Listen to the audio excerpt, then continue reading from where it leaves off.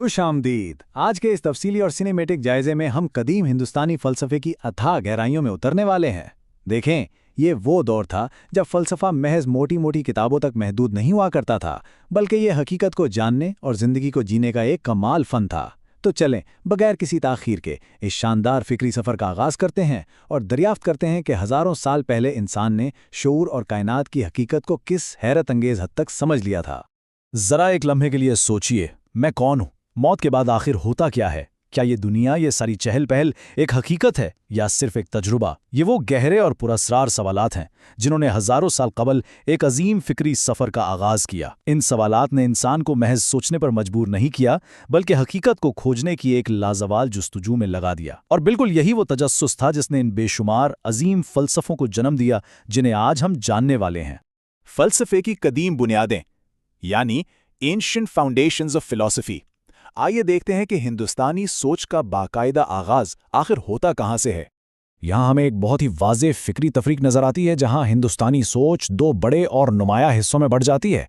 बाएं जानिब अगर हम देखें तो आस्तिक मकातबे फ़िक्र हैं। ये वो 6 रिवायात हैं जो वेदों की अथॉरिटी को मुकम्मल तौर पर तस्लीम करती हैं, जबकि दाएं जानिब नास्तिक रिवायात हैं जिनमें 3 ऐसे नुमाया फ़लसफ़े शामिल हैं जिन्होंने वेदों की बालादस्ती को मानने से बिल्कुल इनकार कर दिया था। ये बुनियादी तफरीक दरअसल हमारे इस पूरे फिक्री सफ़र का एक नक्शा है। नास्तिक मकातबे फ़िक्र, नास्तिका स्कूल्स ऑफ थॉट। चलें, सबसे पहले उन रिवायतों की तरफ बढ़ते हैं जिन्होंने अपने दौर के मरब्बजा मजहबी अकायद को बेहद दिलेरी से चैलेंज किया था। स्क्रीन पर नजर आने वाली इस शानदार तस्वीर को देखिए। ये हैं बृहस्पति, जिन्होंने चारवाक फ़लसफ़े की बुनियाद रखी। और इनका नज़रिया कोई आम नज़रिया नहीं था। ये एक नहायत दिलेरी पर मबनी नज़रिया था जिसे सख्त मादियत पसंदी या मटेरियलिज्म कहा जा सकता है। इनका मानना था कि भाई सिर्फ ये मादी दुनिया ही हकीकत है और जो आंखों से नजर आता है बस वही वाहिद सच्चा इल्म है। उन्होंने रूह, आखिरत और खुदा के वजूद को बिल्कुल मुस्तरद कर दिया। इनके मुताबिक जैसे पान, सुपारी और चूना मिलने से सुर्ख रंग पैदा होता है, बिल्कुल वैसे ही ये जो शऊर है ना, ये महज मादी अज्जा के मिलने से पैदा होने वाला एक जिस्मानी नतीजा है। ये आज की जदीद साइंस से हैरान करने वाली हद तक मिलती जुलती एक कदीम सोच थी। आइए अब आगे बढ़ते हैं और इस तस्वीर में जैन मत के अजीम रहनुमा महावीर पर गौर करते हैं। जैन अखलाकियात के ये जो 5 उसूल हैं, यानी अहिंसा, सत्य, अस्त्य, ब्रह्मचार्य और अपरिग्रह, ये निहायत सख्त और कड़े नज़्म ज़ब्त पर मबनी हैं। जैन मत का एक बहुत ही अनोखा तसव्वुर ये था कि कायनात के हर जर्रे, जी हाँ, यहाँ तक कि मिट्टी, पानी और धूल के जर्रात में भी रूह मौजूद है। और उनके नज़दीक कर्म महज कोई उसूल नहीं था, बल्कि ये तभी जर्रात हैं जो इंसान की रूह के साथ चिपक जाते हैं। ये वाकई एक ऐसा तसव्वुर था जिसने अदम तशद्दुद को जिंदगी की सबसे बड़ी हकीकत बनाकर रख दिया। नास्तिक रिवायात में एक और बहुत ही बड़ा और अजीम नाम गौतम बुद्ध का है, जिनका चेहरा हम स्क्रीन पर देख सकते हैं। बुद्ध का फलसफा इंतहाई अमली नौयत का था। उनकी सारी तवज्जो इन 4 आर्या सत्या यानी 4 नोबल ट्रूथ्स पर थी। दुख का वजूद है, दुख की वजह दुनियावी वाबस्तगी है, दुख का खात्मा मुमकिन है और उसका खात्मा एक मखसूस रास्ते से किया जा सकता है। बुद्ध ने किसी भी मुस्तकिल और दायमी रूह के नज़रिए को रद्द कर दिया और कहा कि इंसान महज ख्यालात और एहसासात का एक मुसलसल बहाव है। सच पूछे तो ये नफ्सियात की इतनी गहरी समझ थी कि आज की जदीद थेरेपीज़ भी इसी उसूल पर काम करती हैं। नास्तिक फ़लसफ़ों की इस सख्त तनकीद के बाद कुदरती तौर पर एक नया और शानदार सवाल उभरता है। अगर ये माती दुनिया ही सब कुछ नहीं है, तो फिर हमारे शऊर की असल हकीकत क्या है? और बस यही सवाल हमें बराह रास्त आस्तिक फ़लसफ़ों की मुनज़्ज़म दुनिया की तरफ ले जाता है। सांख्या और योग, सांख्या एंड योगा। यहाँ से हम आस्तिक मकातबे फ़िक्र के पहले जोड़े की शुरुआत करते हैं।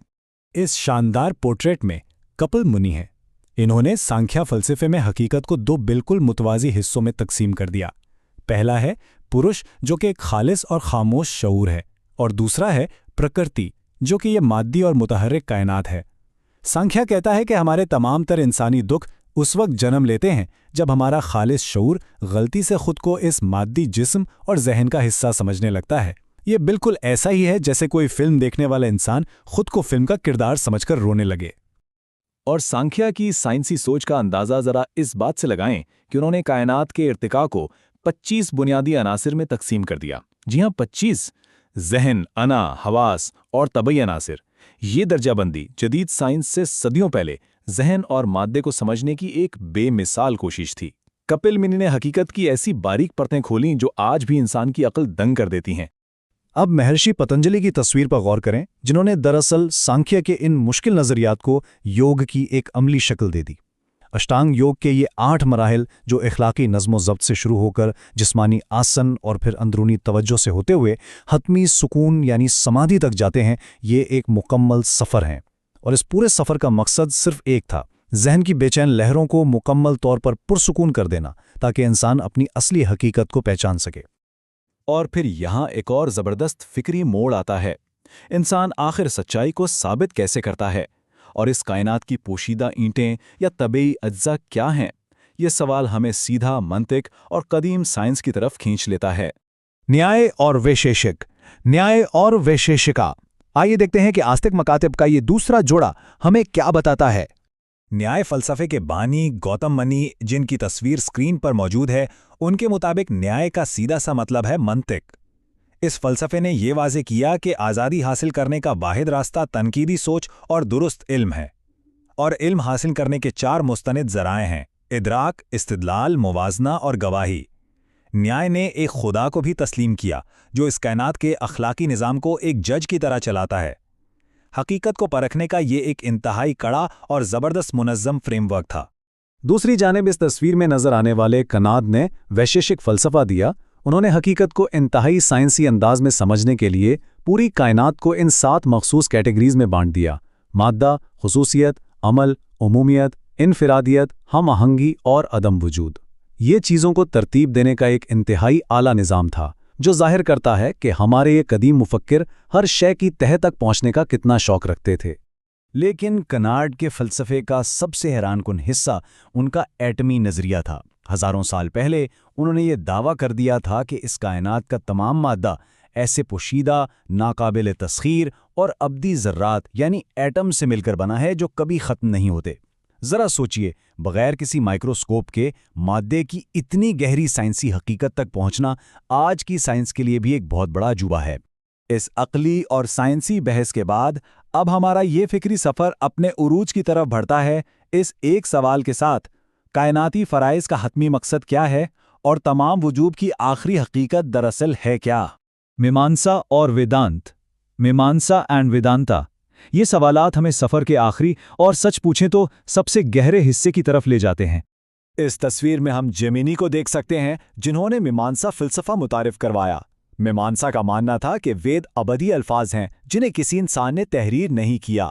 इस फ़िलसफ़े का सारा जोर इस बात पर था कि इन रसूमात को अदा करने से कायनात में एक गैर मरी यानी ना नज़र आने वाली ताकत जन्म लेती है, जिसे अपूर्वा कहा जाता है, और यही कायनाती ताकत फिर मुस्तक़बिल के नताइज का तयन करती है।